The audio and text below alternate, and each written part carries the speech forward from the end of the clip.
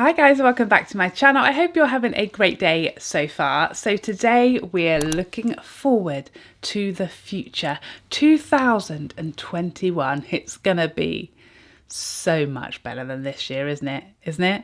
It's gotta be, hasn't it? Hasn't it? So we're looking forward, we're reflecting, we're looking at our current collections and thinking, wait a minute, why haven't I got one of these yet? What am I still missing? What am I reaching out for? What am I crying out to be made for me? And I'm going to be sharing with you 10 items that I wish will enter my home, my heart next year. 10 dream products that I'm visualizing into existence. The first product that I am praying is going to come along soon is a Sonia G foundation brush. I am excited. I've heard Sonia, she's been hinting at this for a while since she brought out her soft buffer. She's been saying, I've been seeing stuff that makes me think she's on it. She's working on the perfect dream foundation, liquid foundation brush. I know it's coming. I need it. I'm desperate for it. I'm crying out for it. I just want to see what that would look like. I want to feel it on my face. And that's all I have to say about that. I know, I'm sure it's coming. I can feel it. I can sense it. I can already see it in my mind's eye. Next up, I don't think this one's going to happen. I don't think it's going to happen. I can't see it happening. But just for a minute, imagine this. Imagine it. See it in your head.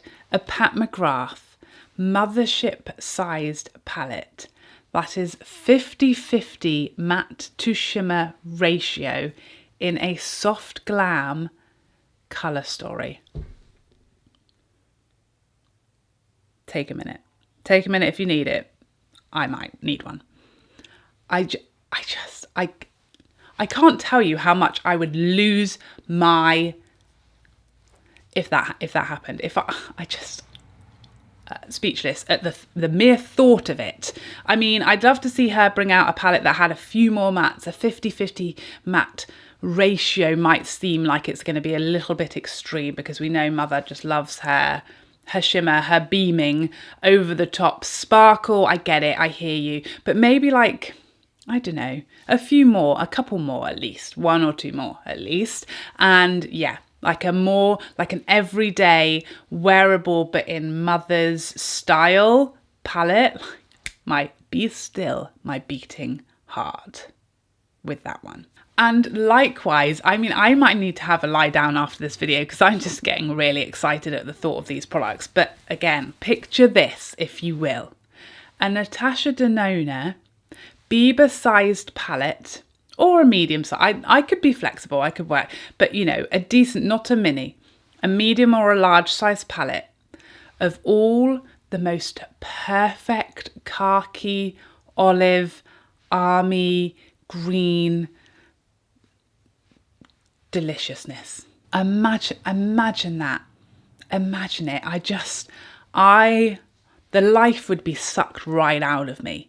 Let me tell you, I would maybe faint at the sight of that if that got leaked as a sneak peek. My days. Come on, let's have that in 2021, shall we, Natasha? Come on, we'd love it. Give us a bit of green, a bit of khaki. Love it. Next up, the thing that if we don't see in 2021, like, it's over for us, and that is Hourglass extending their shade ranges. We need it. We've needed it for a very long time. And I know that recently Samantha Ravndal, I think it was Samantha, who sort of called them out publicly and said, Hourglass, this needs to improve. And I think the last straw for her was them re-releasing the cream trio, the sheer illumi trio, whatever it's called. Apparently she'd had a conversation years ago and asked, why do you not make this in other depths? Why do you not make a few versions of this for different skin tones? And they had said, basically, it was an unexpected win for them. They hadn't thought that product was going to be as popular as it was, and therefore they kind of expected it to just disappear off the shelves, and therefore they hadn't put the time and effort in to make several versions, which is a bit of a weak excuse, but okay. But now that they reformulated it and made it vegan and then re-released it in the same one shade really tailored to sort of fair, light skin only was the last straw for lots of people. I think really for me the last straw was the holiday I literally was I was so confident that the holiday palette, the ambient lighting edit, was going to have at least 2 palettes this year. I'm literally almost still expecting it to see it arrive at any minute, because that's how sure I was they were going to listen. Because I think last year, you know, people had been asking for it for a very long time, to be fair, but I think the pressure really got put on them last year, and maybe it had already been in production and it was too late, possibly. I don't know how things work over there, or if they just don't care. And I think at this point, when they then released another holiday palette just tailored to sort of light medium skin tone at best, it became clear that actually they didn't care. And at this point, if they don't care because there's really loud voices being added to the argument, then they're done really as a brand as far as being inclusive. They obviously don't intend to do anything about it, which is such a shame. Because a lot of people love a lot of products from Hourglass, and they're so good with their vegan products and their cruelty-free status that it's such a shame that they just ignore this whole other human issue as far as inclusivity, because obviously that's just as important as everything else that they stand for. So I'm hoping that we're going to see them listening, and really listening, and actually talking about the reasons and learning and growth from that brand, because otherwise, I mean, who's really interested in them at this point? Next up, Pat McGrath bronzers and blushes. This year she gave us phenomenal mascaras, she gave us phenomenal concealers and powders, and she finally gave us a cheek product, a highlight in a single powder form, which we've been screaming and crying and yelling at her for a long time. Next, it's got to be bronzers and blushes. It's got to be. I am sure they are coming next year. I'm sure of it. And I just cannot wait, because I love her highlight. I think it's beautiful. And it was very unexpected for me that it was so wearable and smooth and soft, because I really thought it was going to be like, you know, a celestial shade or something on the cheek, a green sparkly glitter or something. But it was just glorious. Love it.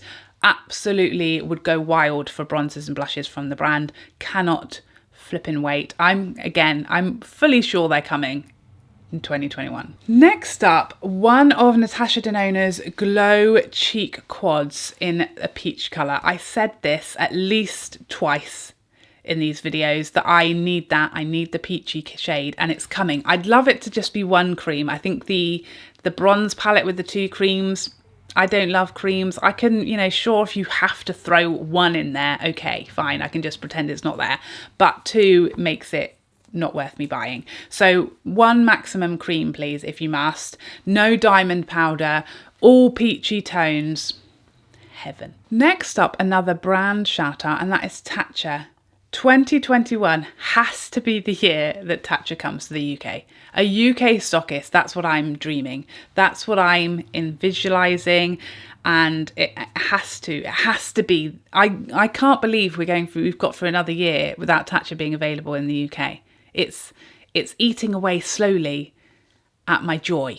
Okay, so please, 2021, I don't understand it, why it's not here yet.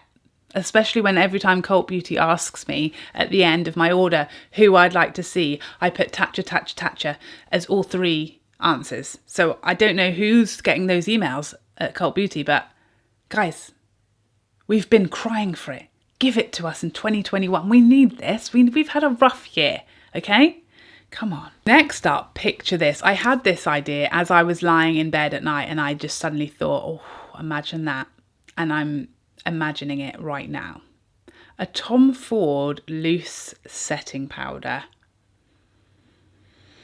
Now, me and Tom Ford, when it comes to finishes of complexion products, his 2 foundations, his soft matte and his radiant, whatever, the Shade and Illuminate foundation, something about that, something to do with that. Those 2 foundations, the finishes of them, for varying different reasons, are perfection in my book on my face. I live, die, breathe, rave, enjoy them.